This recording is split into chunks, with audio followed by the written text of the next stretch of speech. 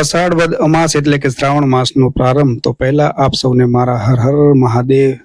વહેલી પડી ગઈ સવાર મિત્રો. બાપ દીકરો બંને બ્રશ કરીને થઈ ગયા છે ફ્રેશ. મારા માટે ચાય નાસ્તો તૈયાર જ હતો અને છોકરાઓના સ્કૂલના નાસ્તા માટેની તૈયારી કરી રહી છે એની મમ્મી.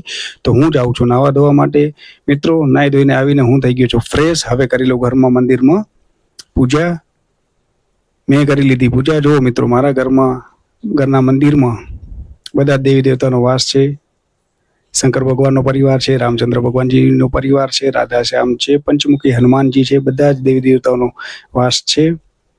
કારણ કે ઈશ્વરની કૃપા હશે તો બધું સારું થશે મિત્રો. તો હવે ટાઈમ થઈ ગયો છે છોકરાઓને સ્કૂલે મૂકવાનો. અમે નીકળી ગયા છે છોકરાને સ્કૂલે મૂકવા. છોકરાને સ્કૂલે મૂકી અને અમે નીકળી ગયા માધાપરની બજારમાં. સવારનો પોર છે, માધાપરની માર્કેટ બધું બંધ છે, પણ જોઈ લો મિત્રો કેવી છે માધાપરની બજાર.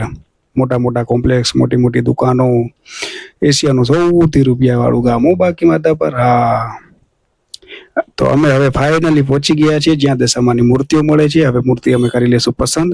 તો હા મિત્રો મૂર્તિ હવે થઈ ગઈ છે પસંદ. અમે મૂર્તિ લઈને જાશું ઘરે.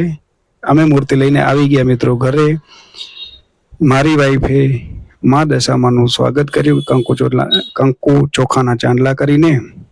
અને હવે મા દશામાને બિરાજવા બાજોડ તૈયાર કરી રહ્યા છે. બાજોડ થઈ ગયો છે તૈયાર. મા દશામાને ચુંદડી અને ફૂલહાર પહેરાવી અને સ્થાપના કરી લીધી છે. હવે બધી વિધિ કરી લેશું. કંકુ ચોખા, અબીલ, ગુલાલ, સોપારી અને મા દશામાને ઘીનો દીવો પ્રગટાવી અમે વાંચી લેશું વાર્તા. તો વાર્તા મિત્રો વંચાઈ ગઈ છે અને હવે છેલ્લે બાકી છે મા દશામાની આરતી. તો અમે દશામાની આરતી કરી લઈએ મિત્રો. દશામાની આરતી થઈ ગઈ છે. તો આપ સૌને જય દશામાં.